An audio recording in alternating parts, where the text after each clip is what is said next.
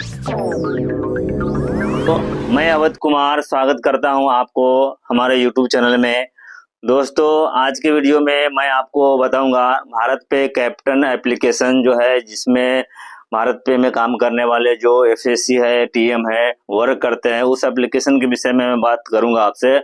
और उस एप्लीकेशन भारत पे कैप्टन ऐप में जो जो आज बदलाव हुए हैं, जो जो चेंजेज आए हैं, जो न्यू अपडेट्स आए हैं, मैं सारी जानकारी आपको दूंगा।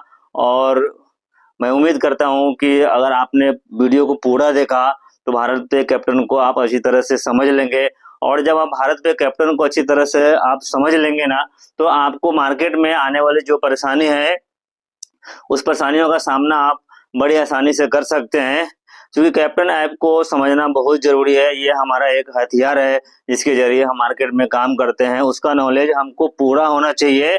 अगर पूरा नॉलेज अगर नहीं है तो फिर हमको कठिनाइयों का सामना करना पड़ेगा। तो दोस्तों, देर न करते हुए आइए स्टार्ट करते हैं।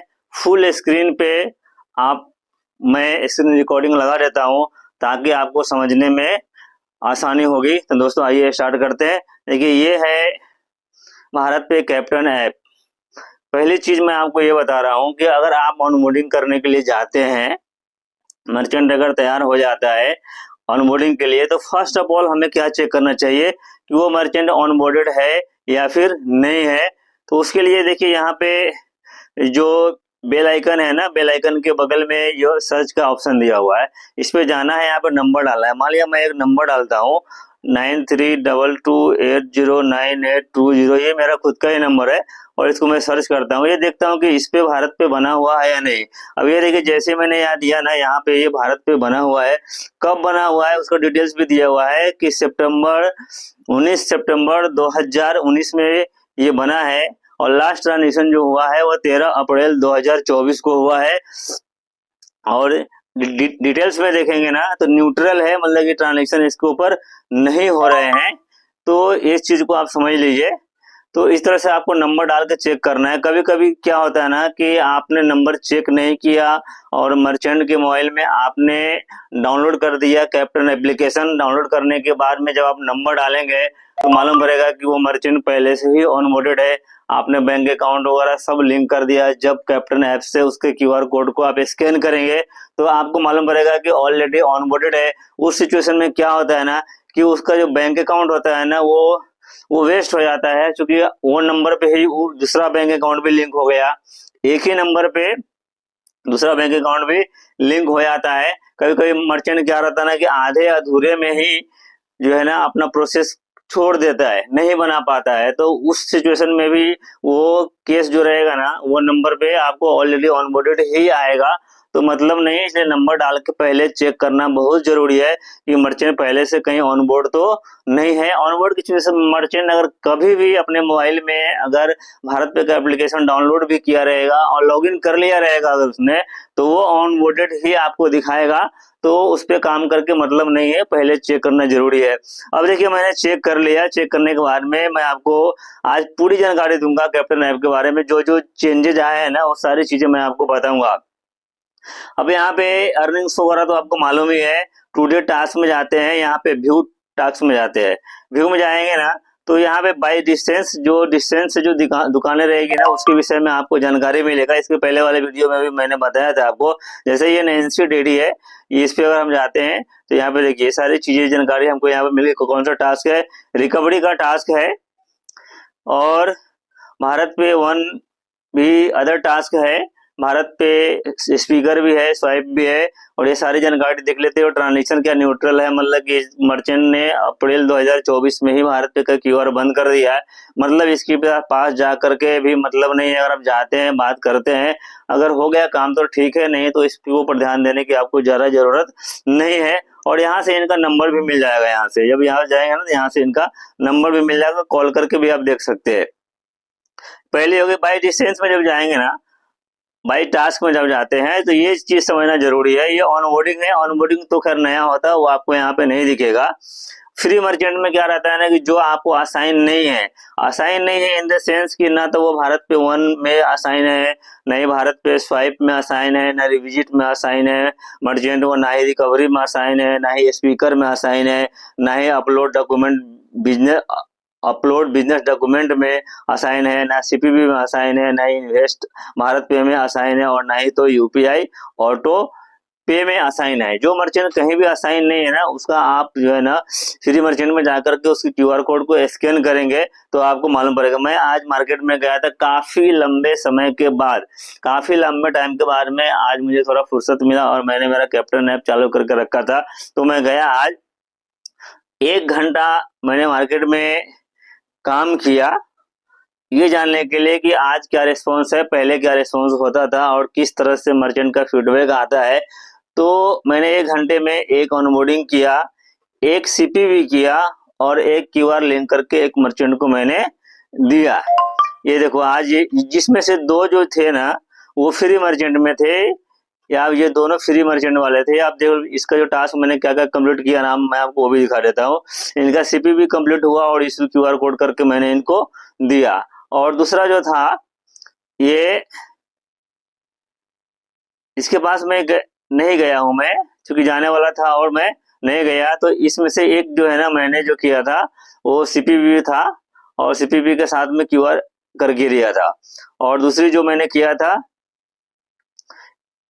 ऑनबोर्डिंग किया था मैंने, आपको वो भी दिखा देता हूँ। एक ये ऑनबोर्डिंग है, ऑनबोर्डिंग पर टास्क पे गए, यहाँ पे मैंने इनका ऑनबोर्डिंग किया। तो ऑनबोर्डिंग के साथ में देखिए सीपीवी करना मैंडेटरी है, जैसा कि आप जानते हैं। तो ऑनबोर्डिंग के साथ में सीपीवी, बिना सीपीवी का प्रोसेस आगे होगा ही नहीं, ये मैंने जानता था। मैंने ऑनबोर्डिंग का भी जो है ना मर्चेंट ऐप का भी वीडियो बनाया है और कैप्टन एप्लीकेशन का भी मैंने वीडियो बनाया है। न्यू फ्रेश जो नया ऑनबोर्डिंग का प्रोसेस है ना वो भी मैं मेरे चैनल पर डालूंगा, आप उससे देख लेना, आपको समझ में आ जाएगा। अभी हम आते हैं मुद्दे पे। तो ये व्यू में गए और ये बाई टास्क में गए, तो ऑनबोर्डिंग का छोड़िए, ये भारत पे वन है। ये भारत पे वन में क्या रहेगा ना कि जो मर्चेंट भारत पे वन के लिए एलिजिबल है, भारत पे वन उनको चाहिए या नहीं चाहिए वो बात अलग है, लेकिन अगर वो एलिजिबल है, उनके यहाँ क्यूआर कोड यूज हो रहा है, तो उनको भारत पे वन आसान है। जैसे ये फैशन स्टॉप करके एक शॉप का नाम दिख रहा है आपको यहाँ पे, तो इसके ऊपर हम जाते हैं और जाने के बाद हम क्या देखते हैं यहाँ पे कि मर्चेंट का शॉप का नाम है। ऑनबोर्डिंग कभी हुई 24 अगस्त 2022 को हुई और 23 अक्टूबर 2025 तक, मतलब इस पर ट्रांजेक्शन है, ज्यादा ट्रांजेक्शन नहीं है लेकिन ट्रांजेक्शन है। मर्चेंट एक्टिव है लेकिन ट्रांजेक्शन न्यूट्रल है। तो इस मर्चेंट को भारत पे वन असाइन है। भारत पे वन के साथ साथ में भारत पे स्पीकर है, स्वाइप है, सीपीबी है, इन्वेस्ट है और इशू न्यू क्यूआर है और अपलोड बिजनेस डॉक्यूमेंट भी है। ये सारी जानकारी आपको यहाँ पे मिलती है। तो ये पहला हो गया। दूसरे पे हम ये आते हैं, दूसरा क्या है वो भी आप देख लीजिए।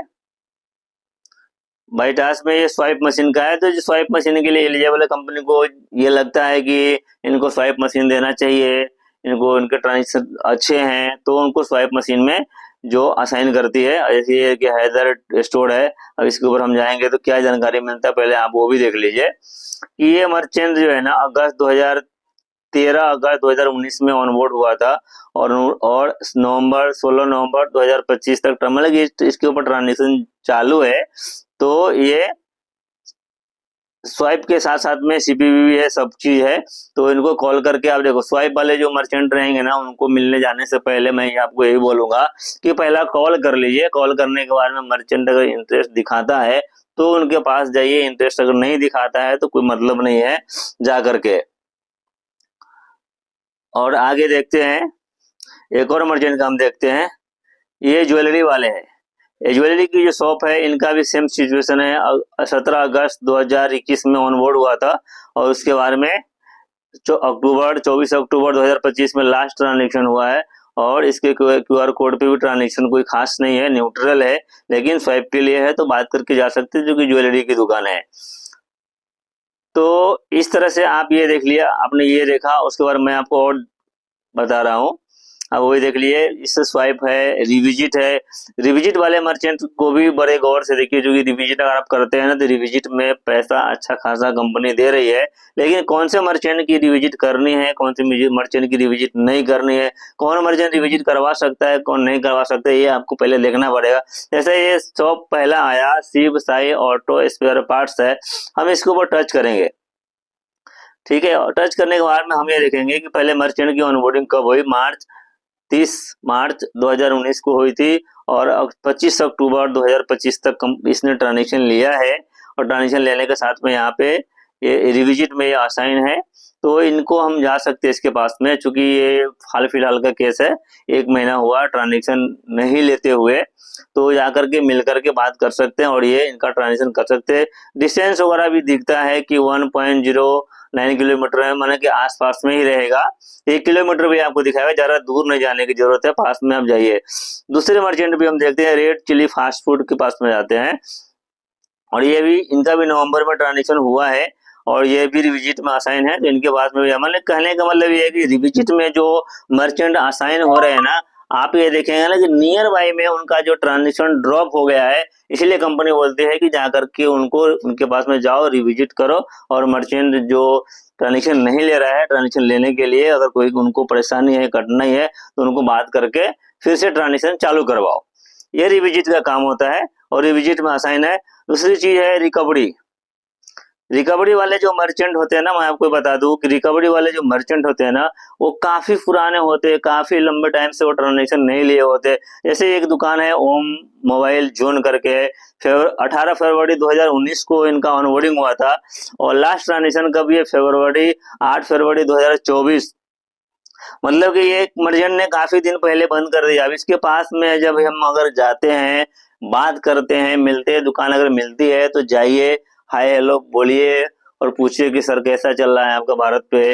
तो अगर आपकी बातों से आप उनकी जो बात करेंगे ना, बातों बातों में पता चलेगा कि इसने भारत पे बंद क्यों किया, बंद करने का रीजन क्या है। जैसे कि मैं अभी आज मैं इस मर्चेंट के पास गया था, उसके बाद में भारत पे का क्यूआर नहीं था, मैं ऑनबोर्डिंग के लिए बात किया, बात करने के बाद मर्चेंट ने बोला कि मुझे चालू करना है। चालू करने के बाद मैंने देखा, जब नंबर डाला तो नंबर डालने के बाद में मुझे ये समझ में आया कि ये मर्चेंट की पहले ऑनबोर्डिंग हुई है, तो मैंने उसको सीपीवी क्यूआर लिंक करके दे दिया, चाहे काफी पुराना था। अब जब काफी पुराना मर्चेंट है ना, जब उनको क्यूआर भी अगर आप लिंक करके देंगे ना, 5 यूनिक ट्रांजेक्शन उसके क्यूआर कोड पे जब हो जाएगा, तो उसका भी 75 रुपीज आपको मिलता है।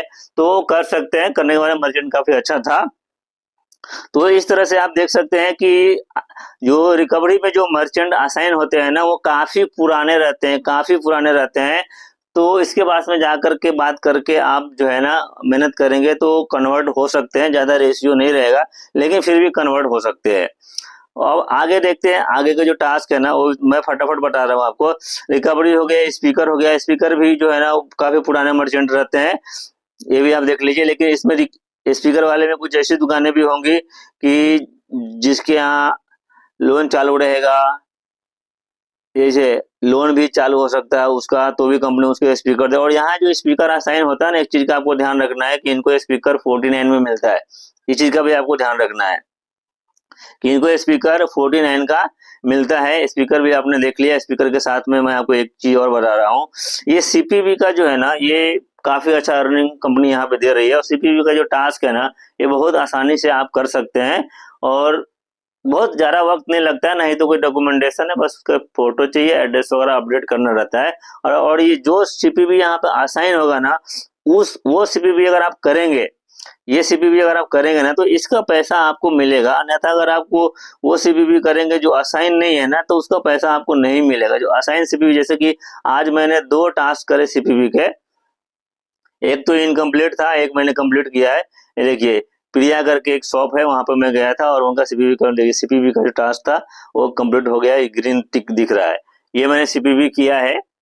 तो ये सीपीवी का टास्क कर सकते हैं, इसका 50 रुपया मिलता है, कोई ट्रांजेक्शन वगैरह का कोई लफड़ा है नहीं, पैसा कंपनी काफी अच्छा सीपीवी का दे रही है। दिन भर में 5 असाइन है, तो 5 करेंगे 250 रुपया, तो आपने वैसे ही कमा लिया। बस शॉप आपको ढूंढना पड़ेगा, जाने के बाद, ढूंढने के बाद में क्या बोलना है सीपीवी के लिए कि सर मैं भारत पे से आया हूँ, और दुकान वेरिफिकेशन करना कि जगह पे दुकान है या नहीं है, तो उसका एप्लीकेशन चालू कीजिए, पहले अपना ऐप चालू कीजिए, वहाँ जो शॉप है ना, शॉप पे जाइए और उसका क्यूआर पहले स्कैन कर लीजिए। स्कैन करने के बाद में जो उसका जो फोटो है, इसका मेरे पास में है, स्क्रीन रिकॉर्डिंग मैं आपको दे दूंगा, आप उसका वीडियो बना दूंगा आपको। और फोटो पहला सेल्फी लीजिए मर्चेंट के साथ में, उसके बाद में अपने मोबाइल में कैप्टन ऐप को स्टॉप कर दीजिए, रुक जाइए वहीं पे पॉज कर दीजिए और मर्चेंट के ऐप में जाइए। वहाँ पे डिजिटल वेरिफिकेशन का ऑप्शन आएगा, वहाँ पे मर्चेंट का शॉप का अंदर का फोटो, बाहर का फोटो और शॉप का एड्रेस वहाँ पर डालिए और टिक टिक टिक टिक करके आगे बढ़िए। जब वहाँ पे वो कंप्लीट हो जाए, अंडर वेरिफिकेशन आ जाए, तो यहाँ जो दो कॉलम रहेंगे, कॉलम में टिक मार कीजिए। पूछेगा कि मर्चेंट आपने किससे मिला, मर्चेंट दुकान है या नहीं है, जो भी सवाल रहेंगे ना सबका जवाब दीजिए और सबमिट कर दीजिए। रिविजिट आपकी कंप्लीट हो जाएगी, कोई इसमें परेशानी नहीं है, बहुत आसानी से हो जाता है। तो ये रिविजिट, ये जो है ना सीपीपी का जो प्रोसेस है ना, आप कर सकते हैं सीपीपी में। कंपनी ये कितने टास्क असाइन होते हैं आप ये भी देख लीजिए। सीपीपी पे, सीपीपी में 10 टास्क असाइन होते हैं। आप सुनिए, 10 टास्क असाइन, 10 में से अगर 5 भी किया ना तो आपको 500 रुपया, सॉरी 250 रुपया आपका बन जाएगा। इन्वेस्ट भारत पे के विषय में मैं आपको नहीं बताऊंगा क्योंकि ये थोड़ा सा रिस्क वाला काम है। रिस्क वाला काम इसलिए है कि आप किसी का पैसा इन्वेस्ट कराते हैं तो ये बहुत सारी अंदर की बातें मैं इन्वेस्टमेंट अकाउंट के ऊपर मैं एक वीडियो आपको बना के दूंगा डिटेल्स में, ताकि आप उसको समझ सके। दूसरा है और यूपीआई ऑटो पे, ये कहाँ पे आएगा? मान लो जिस मर्चेंट का स्पीकर चालू है उनका यूपीआई करना पड़ेगा, और जिस मर्चेंट का लोन भी रहेगा ना उनका भी आपको यूपीआई मैंडेट करना पड़ेगा। तो ये देखिए लोन भी चालू है, यूपीआई मैंडेट उनका आपको करना करना पड़ेगा। यूपीआई मैंडेट उनका करना है, इसलिए। और यूपीआई मैंडेट का भी पैसा कंपनी आपको देती है, तो यूपीआई मैंडेट भी आप कर सकते हैं।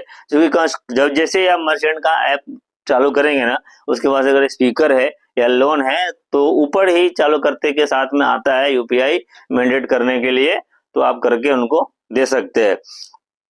काफी अच्छा पैसा आपका वहाँ पे यूपीआई मैंडेट में बनता है, ट्रांजेक्शन वगैरह का कुछ लफड़ा वहाँ पे है नहीं। तो दोस्तों इस तरह से आपने आज देखा कि जो भी मैंने भारत पे कैप्टन के विषय में आपको आज जानकारी दी, जो लेटेस्ट अपडेट है ये आपको जानना आपके लिए बेहद जरूरी है। और डे टू डे हमें अपडेट रहना होगा। अगर हमें भारत में काम करना है, अच्छी खासी अर्निंग करनी है, तो डे टू डे अपडेट होना बहुत जरूरी है। अगर नहीं होंगे, आपके एप्लीकेशंस की जानकारी अगर आपको नहीं होगी तो फिर आपको कठिनाइयों का सामना करना पड़ सकता है। ये हो गए। और आपको थोड़ा सा और बता दो, जैसे कि आप ये जाएंगे ना तो यहाँ पे आपका प्रोफाइल दिखेगा, यहाँ पे आपका प्रोफाइल दिखेगा, यहाँ पे आपका सारे डिटेल्स वगैरह देखेंगे आपको।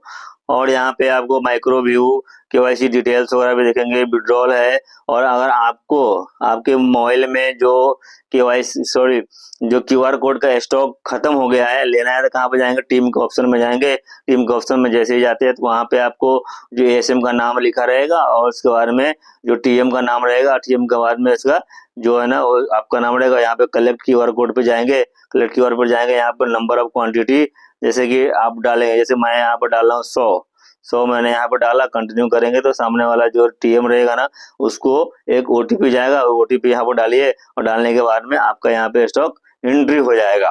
तो इस तरह से आपने ये देख लिया करीब करीब जो आज का जो मैंने वीडियो है ना, जो मैं आपको बता रहा हूँ, भारत पे कैप्टन को मैंने पूरा कवर करने की कोशिश की है। फिर भी अगर आपको लगता है कि कुछ जानकारी छूट गई है तो मुझे आप कमेंट करके जरूर बताइए। तो फिर मैं आपके सारे जो भी आपके सवाल रहेंगे, जो भी आपका क्वेश्चन रहेगा, मैं उसके हिसाब से आपको एक और वीडियो बना दूंगा ताकि आप उसको और अच्छे से समझ सके।